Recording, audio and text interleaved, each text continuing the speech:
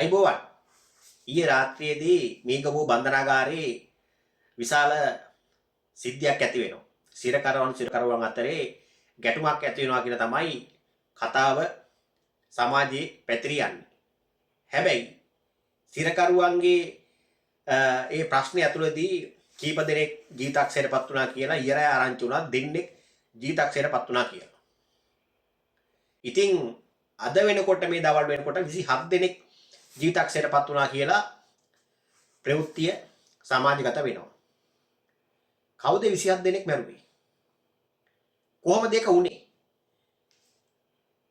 මෙන්න මේ වීඩියෝ එක බලන්නකෝ.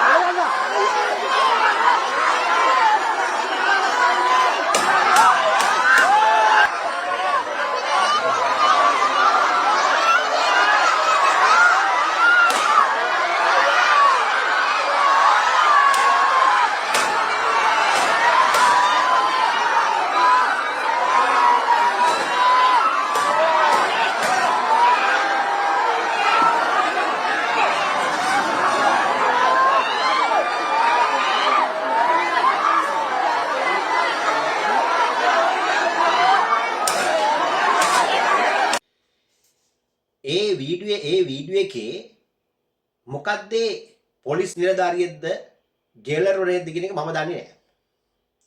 හරිද? එතන හරියට ඒ නිලධාරියා හරියට පැහැදිලිවීමක් නැහැ. ඔහු කවුළුවකින් වෙඩි තියනවා.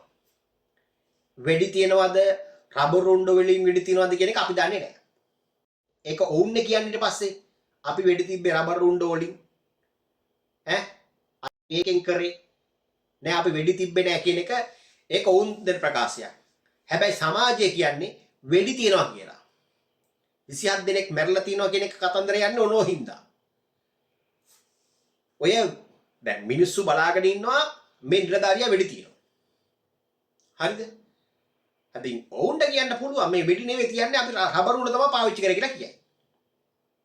හරි? හැබැයි ඔయిత වඩා ක්‍රමයක් අනුගමනය කරන්න තිබ්බා. මොකද 30 වසරක යුද්ධයක් අවසන් කරපු රටක් මේ 2000-3000ක් ඉන්න සිර මැදිරියනේ සිර කඳවුරක් බන්ධනාගාරයක්. එතකොට ওই මීගමු බන්ධනාගාරේ මම දැක්කා අද ඒ මීගමු බන්ධනාගාරේ සිරගතවල හිටපු කෙනෙක් එළියට ඇවිල්ලා ඔහු කියනවා 3500ක පිරිසක් ඇතුලේ ඉන්නවා.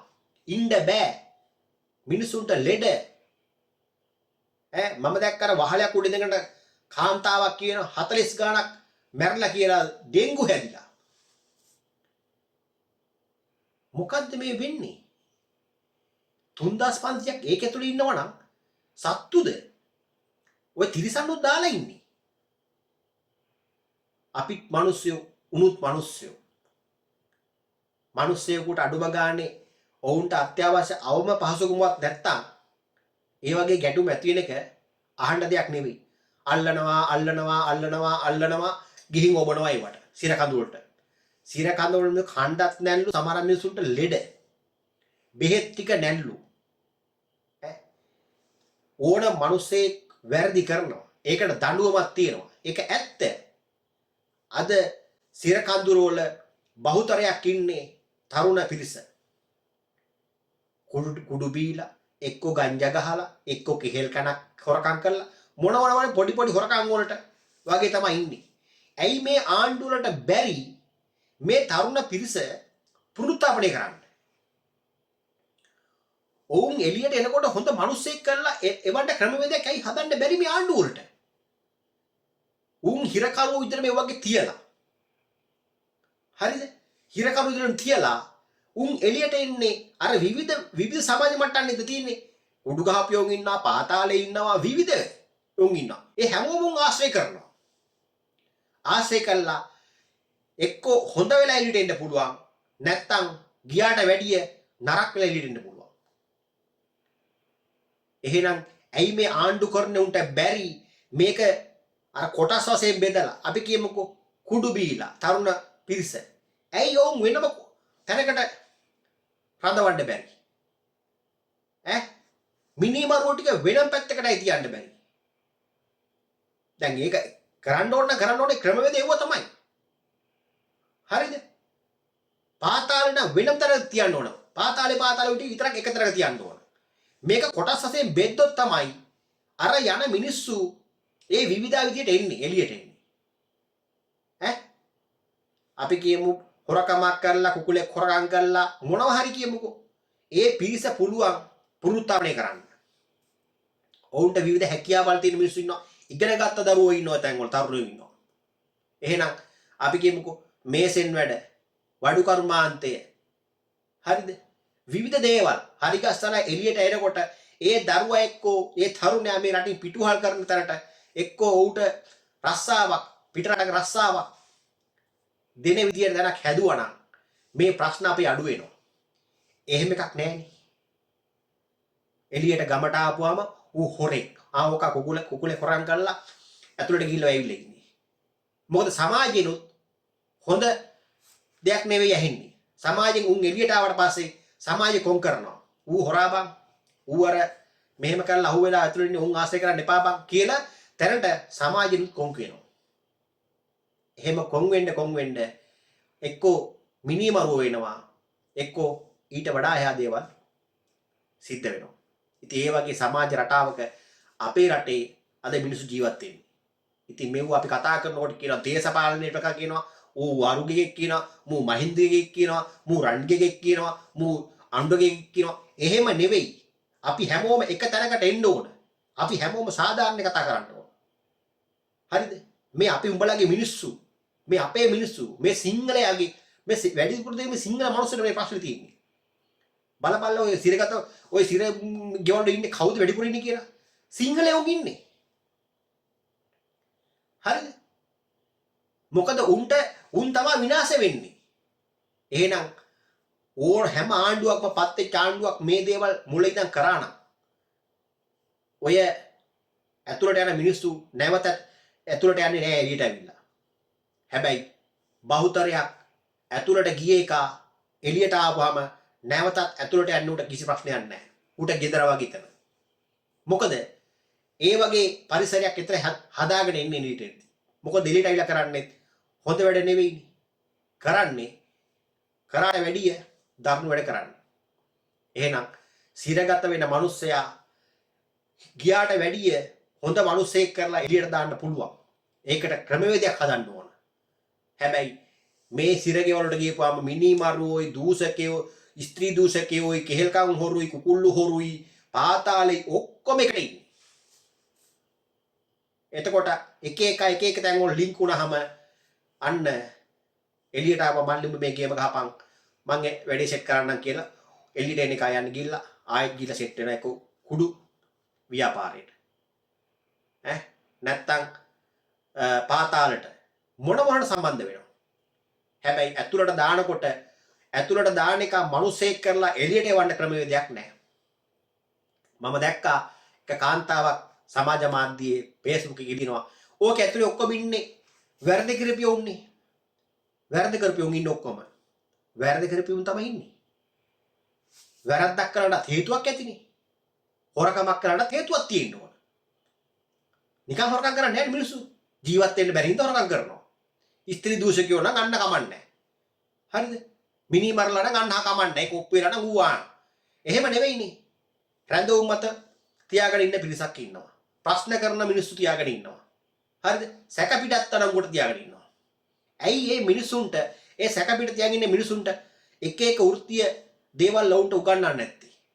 ඇයි මේ වගේ වැඩ පිළිවෙලක් නැත්තේ අපේ රටේ? මම අහනවා ඔයාලගේ. අපේ සහෝදර සහෝදරියෝ තමයි උතන ඉන්නේ. මම දැක්ක අර කාන්තාවක් වහලයක් උඩ නැගලා කතා මේ කාන්තාව පිරිසක් වහලයක් උඩ නැගලා කියනවා ඩෙන්ගු හැදිලත් මැරුණා මිනිස්සු මැරලා ඉන්නවා කියලා. හරිද? ඉතින් සිරගෙදරකට ගියපුවාම ඒකේ දඬුවම තියෙන එක ඇත්ත. හැබැයි උනුත් මිනිස්සු කියන එක අපි පිළිගන්න ඕන. මේක එකපාරක් නෙමෙයිනේ. මීට අවුරුදු ගානකට කලිනුත් සිද්ධියක් වුණා. ඒකෙත් කීප දෙනෙක් මැරුණා. බලන්න අර ජේලර් වල අර පොලිස් නිලධාරියා අර වෙඩි තියනවා. හරිද? ඉතින් වෙඩි තියලා රබර් උන් හරි මොනවා හරි අපි දන්නේ නැහැ. කවුරු වෙඩි තියලා මැරුණා. ඔය මැරුණේ අහිංසක දෙමව්පියන්ගේ දරුවෝනේ. ඇත්ත කතාව. ඔතන ධම්මික පෙරේරගේවත් රනිල් වික්‍රමසිංහගේ ඥාතියෙක්වත් මහින්ද රාජපක්ෂගේ ඥාතියෙක්වත් අණ්ඩ කුමාරගේ ඥාතියෙක්වත් උතර මැරුණේ නැහනේ. මැරුණේ අහිංසක අසරණ දෙමව්පියන්ගේ දරුවෝ. කවුරු හරි. හරිද? උණ්ඩත් පාට පක්ෂයක් තියෙන්නේ නැති. UJP කාර්යයක් වෙන්නේ නැති, UMP කාර්යයක් වෙන්නේ නැති, පොදු ජන එක්සත් පෙරමුණේ මොකෙක් හරි කියමුකෝ. හරිද? හැබැයි උතර මැරලා තියෙන්නේ අහිංසක අම්මලාගේ තාත්තලාගේ දරුවෝ. කිසිම අනුකම්පාවක් නැති જાතියක් බවට අද සිංහලයා පත් වෙලා ඉවරයි. අපි කියන්නේ සිරගත කරනකොට කුඩු බීලා හරි මොනවා හරි කමන්නේ ඒ යන තරුණයාට එතන වැඩ පිළිවෙලක් තියෙන්න ඕන. ඌ හිරකර්මෙක් විදියට හංවඩු ගහන එක වැරදි. මේ රට ගොඩ යන්න නම් මේ රට හරිමකට හදන්න නම් ඉස්සල්ලා මේ සමාජය හදන්න ඕන. ඒක හදන්න පුළුවන් අපිට. ඒක හදන්න බැරි තැනට නෙවෙයි අපි පත්‍රලා තින්නේ. මිනිස්සෙක් හිරගෙදරකට ගියපුවාම ඌ තවත් එතනින් පහත් තත්ත්වයටපත් කළා. සමාජය ගණන් ගන්න පැත්තටපත් කළා. ඒ මිනිස්සයා සමාජයෙන් අයින් කරන තැනට තමයි අපේ මිනිස්සු අද හැදිලා ඉන්නේ. ඒ හින්දා මම කියන්නේ જાතියක් විදියට හැමෝටම ආදරය කරන්න. නැති බැරියෙකුට තියනවා නම් උඹට తీරනවා නම් බැරි නම් නැති බැරියෙකුට පාලියක් නංගි මල්ලි ගොඩ වරින් මම පොඩි සපෝට් එකක් දෙන්නම් මට පුළුවන් ඉතින් වරින් දියක් කරමු කියලා ගොඩ ගනින්න. ජාතියට පණ දීපල්ලා. එහෙම එකක් මේ සිංහලයේ අතර නෑනේ. එහෙම එකක් තියනවද? දවසින් දවස තියෙන එක කරන්නේ නැති එක අපාගෙන එක. හරි? අපි මේ සමාජයේ දකින්න දේවල්. ඒකයි මම ඊවල කිව්වේ හිරගෙදරට ගිය එක එළියට ආවට පස්සේ අපි කරන්න ඕනේ උඹ දැන් හිරේ ඉඳලා ආවේ. දැන් හරි. උඹ හරි පැත්තට වරින් දැන්. උඹ අපිත් එක්ක ඉඳපන්. උඹ මේ ගේම් එක ගහපන්. අපිත් උදව් කරනවා. ආයෝ දේවල් කරන්න එපා. කියන තැනට කවුරුත් කතා කරනවද? එහෙම කතා කරොත් 100%ක්වත් තමයි. ගමට આવොත් ගමෙන් නෝන්ඩි කරනවා. ඉතින් එහෙම සමාජ රටාවක අපේ තරුණ පිරිස ජීවත් වෙන්නේ. ඉතින් ඒ හින්දා කියන්නේ මෙව්වා අපි විසින්ම කළ යුතු දේවල්. ආණ්ඩුවකටම මේව බර දිනව නෙවෙයි. හැබැයි ආණ්ඩුවක් වුණත් දැනගන්න ඕනේ සිරකරුවෙක් සිරගත වුණාට පස්සේ මොන හරි ඒ මිනිස්සයාට එළියට එනකොට මොකක් හරි රස්සාවක් කරන්න පුළුවන්. ඔහුට පරිසරයක් හදලා දෙන්න. ඒක කරන්න පුළුවන් ආණ්ඩුවකට. හැබැයි ගමට ආවට පස්සේ ගමේ මිනිස්සයා හිරගෙදර ආවනම් අපි ඔහු පිළි අරගෙන ඔහු ගිය තැනට අපි හිටපු තැනින් ඔහු ඉස්සරහට යවන එක තමයි සමාජයේ කරන්න ඕන දේ. හැබැයි මම නැවතත් කියන්නේ ඒ දේශේ අපි අතින් සිද්ධ වෙන්නේ නැහැ. අපි කරන්නේ අපේම ජාතිය දවසින් දවස විනාශ කරන ජාතියක් බවට සිංහලයාපත් වෙලා ඉවරයි කියන එක මම මේ වෙලාවේ මතක් කරනවා හැමෝටම. බොහොම ස්තුතියි.